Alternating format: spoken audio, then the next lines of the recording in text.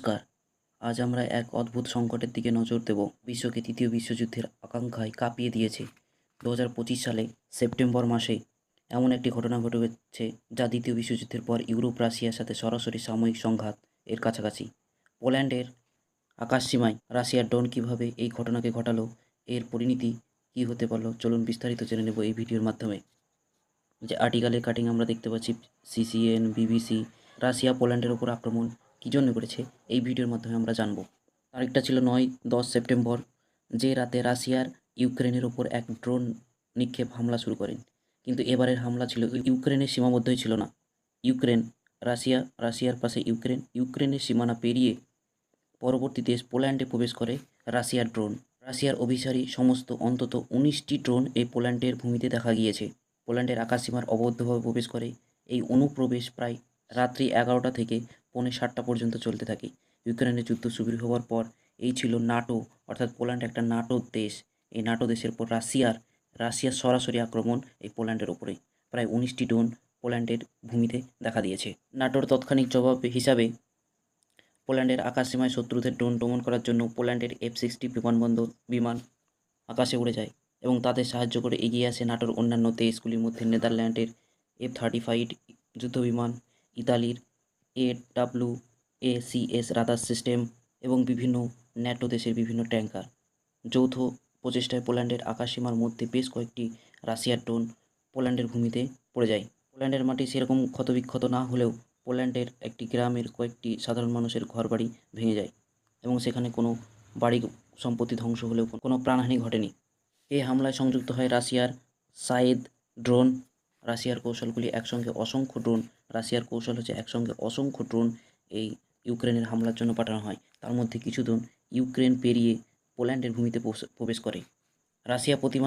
রাশিয়ার যে ইঞ্জিনিয়ারিং দ্বারা তারা প্রতি মাসে হাজার হাজার ড্রোন তৈরি করতে সক্ষম হয়।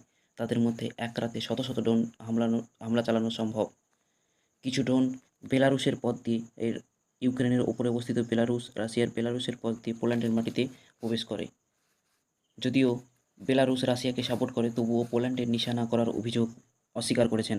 সাময়িক জবাব হিসাবে পোল্যান্ডের কূটনীতি বিরুদ্ধে পদক্ষেপ নিতে তারা নাটো চুক্তি আর্টিকেল 4 অনুচ্ছেদ কার্যকর করার জন্য আনুষ্ঠানিকভাবে আবেদন জানিয়েছেন।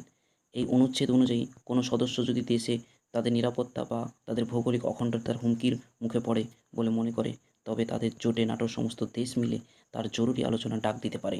এছাড়াও আর্টিকেল 5 অনুযায়ী যদি নাটোর সম্মিলিত প্রতিরক্ষা নীতি অনুযায়ী যেখানে এক সদস্যর ওপর হামলা হলে নাটো সমস্ত দেশের এক সদস্যর প্রতি যদি হামলা হয়, তাহলে এর ওপর তারা সমস্ত নাটো দেশের প্রতি হামলা বলে তারা গণ্য করবে।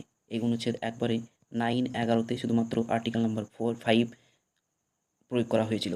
পরবর্তীতে আমরা দেখব আর্টিকেল 4 প্রয়োগের পরে নাটোর দ্রুত কী কী পদক্ষেপ নিয়েছেন। তো আর্টিকেল 4 প্রয়োগ করার ফলে পোল্যান্ড আবেদন করেন আর্টিকেল 4 করার জন্য। তার পরবর্তীতে নাটো পূর্ব ইউরোপীয় সমস্ত আকাশ প্রতিরক্ষা ব্যবস্থা হাই অ্যালার্ট জারি করেছেন।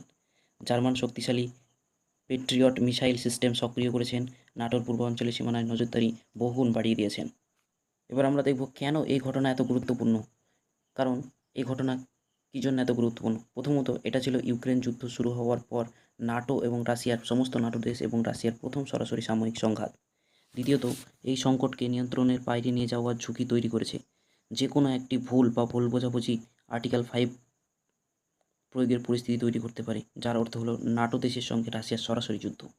এই যুদ্ধের ফলে ভারতসহ বিভিন্ন অন্যান্য দেশের অনেক সাময়িক ক্ষতিগ্রস্ত হতে পারে। তৃতীয়ত, এটি নাটোর আকাশ প্রতিরক্ষা ব্যবস্থার ওপর প্রচণ্ড চাপ সৃষ্টি করেছে এবং জোটগুলি এমন তার পূর্বাঞ্চলের সীমানায় এই ধরনের অনুপ্রবেশে রক্ষা করার জন্য আরও শক্তিশালী হতে হবে বলে জানিয়েছেন।